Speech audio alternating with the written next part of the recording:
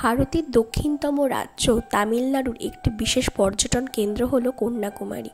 কন্যাকুমারী ভারতের একদম দক্ষিণতম প্রান্তে অবস্থিত।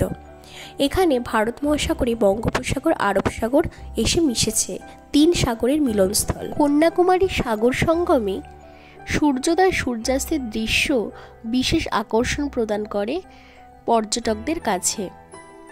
গত পর্বে আমরা কন্যাকুমারীর পশ্চিম প্রান্ত থেকে সূর্যাস্ত দেখার জন্য গিয়েছিলাম। পরের দিন ভোরবেলা আবার আমরা পৌঁছে যাই সূর্যোদয় দেখার জন্য কন্যাকুমারীর পূর্ব প্রান্ত থেকে। কিন্তু মেঘলা থাকার জন্য আমরা সূর্যোদয় দেখতে পারিনি, কিন্তু বেশ খানিকক্ষণ সময় কাটিয়েছিলাম। আর দেখো, ওই যে অদূরেই দেখা যাচ্ছে বিবেকানন্দ রক মেমোরিয়াল আর তামিল কবি থিরুভাল্লুভার মূর্তি। এই দুই দ্রষ্টব্য সাগর জলের মাঝে পাথরের টিলার উপর অবস্থিত। আমরা ব্রেকফাস্ট সেরে রওনা দিয়েছিলাম বিবেকানন্দ রক মেমোরিয়ালের উদ্দেশ্যে। লম্বা লাইন পেরিয়ে এন্ট্রি ফিস কেটে আমরা লঞ্চে উঠে পড়েছিলাম। সকাল 8টা থেকে 4টে অবধি এখানে লঞ্চ আসা যাওয়া করে। লঞ্চে উঠে সবাইকে লাইফ জ্যাকেট পরতেই হয়। গল্পে গল্পে আমরা পৌঁছেও গেলাম বিবেকানন্দ মেমোরিয়াল রকে। মন্দিরের গঠনশৈলী দেখার মতন।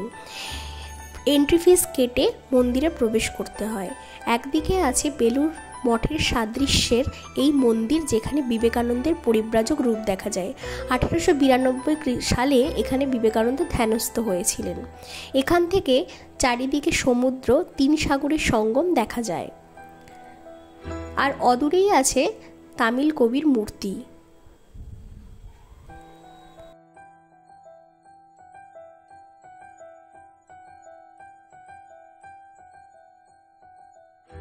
মন্দিরের অপর প্রান্তে আরেকটি মন্দির আছে, যেখানে মা কন্যাকুমারিকার পদযুগল রাখা আছে।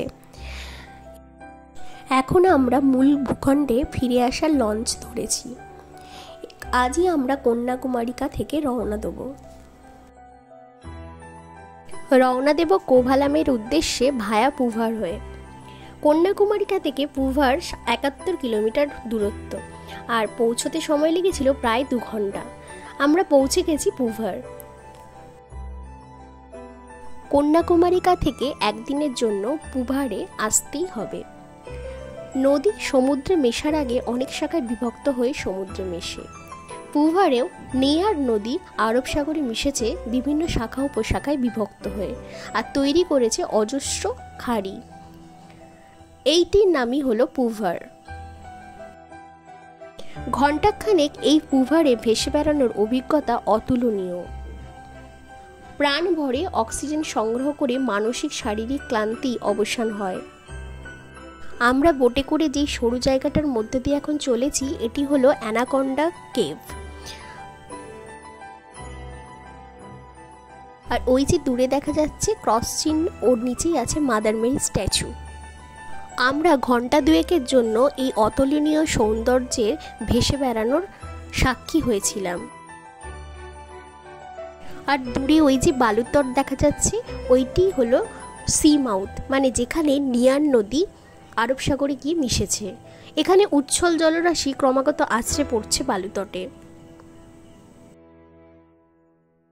তাহলে চলুন আমরা একটু বালুতটের কাছাকাছি যাই।